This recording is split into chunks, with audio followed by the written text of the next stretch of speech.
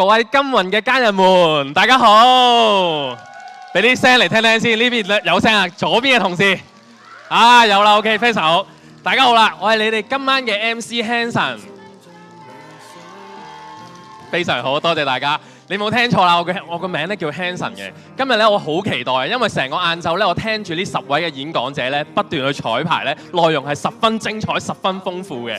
咁啊，我做個民調先。如果你係第一次嚟到金雲嘅演講會，可唔可以俾啲聲我聽一聽啊 ？OK， 都好多我哋第一次嚟嘅，歡迎你哋。OK， 如果你係嚟過1次或以上嘅，可唔可以俾啲聲我聽一聽先 ？OK， 多謝你哋再翻嚟金雲呢個舞台上邊啦。無論你係第一次嚟或者嚟咗 N 咁多次都好啦，今日你嚟到就係最好嘅正確嘅決定啦。因為咧，我哋今日咧嘅內容咧係十分之豐富嘅。歡迎嚟到咧我哋金雲21機場客運站啊！今晚咧我哋會喺呢一個會展嘅展覽廳咧，直飛去邊度咧？直飛通往 Freedom 嘅通道上邊。呢一班嘅航機咧係載滿住夢想，載滿住可能性，載滿住智慧嘅。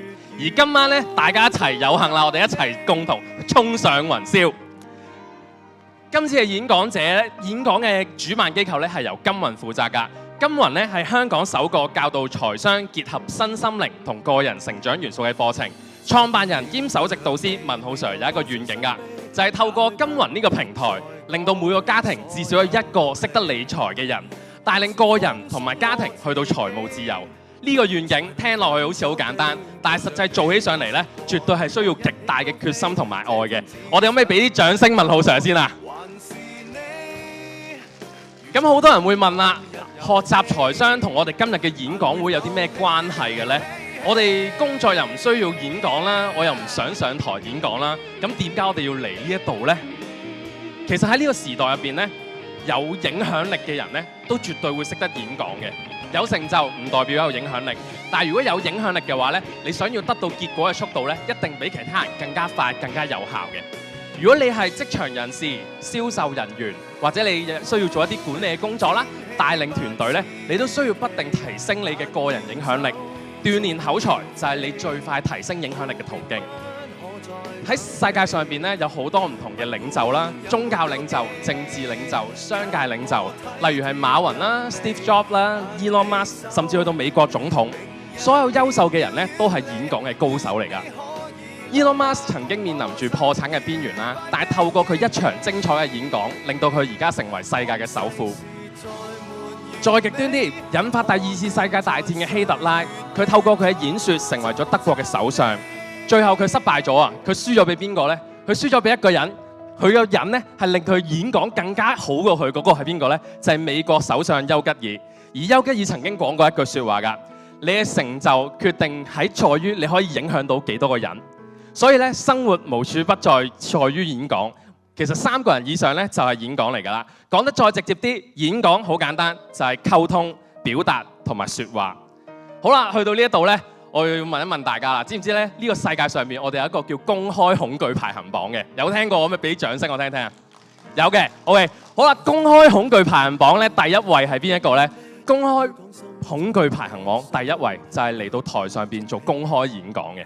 呢一個咧係非常唔容易嘅，所以對於咧今日喺台後邊嗰10個嘅演講者咧，今晚絕對係一個好大嘅突破。我哋可唔可以咧俾大大嘅掌聲呢10位嘅勇士？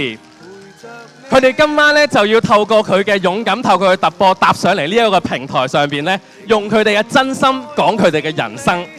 希望咧每一個演講者咧可以有佢哋自己獨特嘅故事啦，感動到、啟發到每一個喺呢一度嘅聽眾。呢份勇氣咧，真係好值得我哋要鼓勵一下嘅。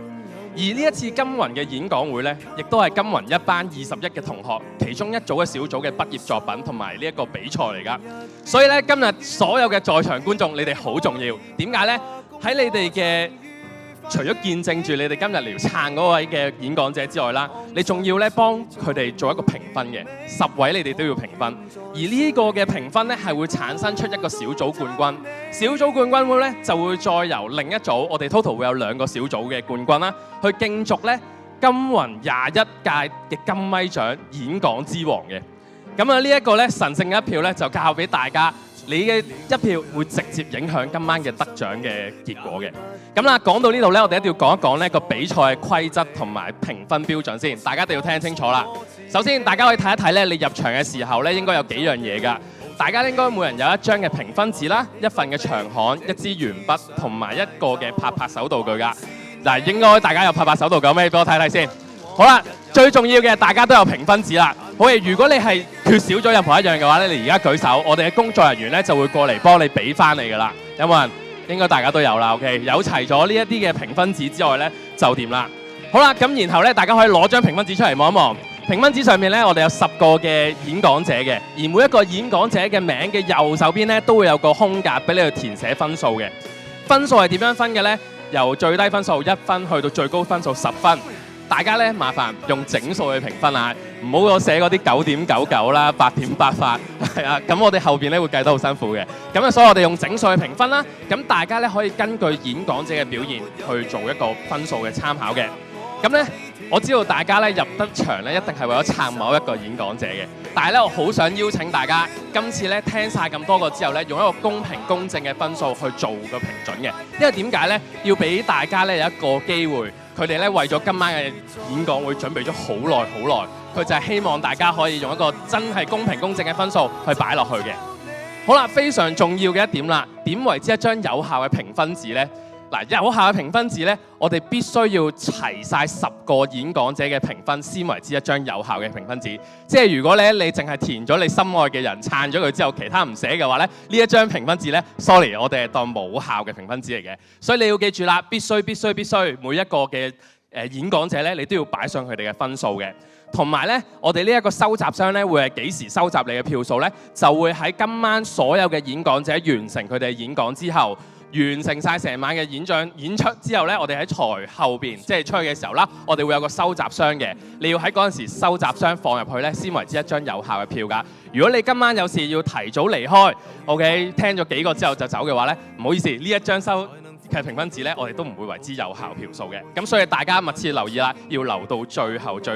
同一時間啦，你哋嘅評分紙咧係可以換到一份咧，充滿住我哋禮物嘅一個嘅福袋嘅 ，OK， 俾啲掌聲我哋籌備咗好耐嘅福袋啦 ，OK， 所以去到最後你嘅評分紙，記住擺完落收集箱之後，攞一個福袋去返屋企同大家分享啦。好，最後啦，講完評分規則啦喎，喺我哋正式起飛之前咧，有幾樣嘢要提住大家嘅。第一啦，手機我哋要校喺靜音模式或者飛行模式啦，因為你唔想我哋飛到萬尺高空嘅時候，老闆打電話嚟急 call 你揾啲你做噶嘛，係咪？好啦，第二，我哋非常歡迎大家咧係用電話影低我哋今日嘅美好時刻嘅，然後咧你影低咗之後咧，仲要 share 出去，記得咧 po 上社交平台嘅時候 tag 翻金雲 ，tag 翻我哋金雲21啦，客運機場站 Freedom。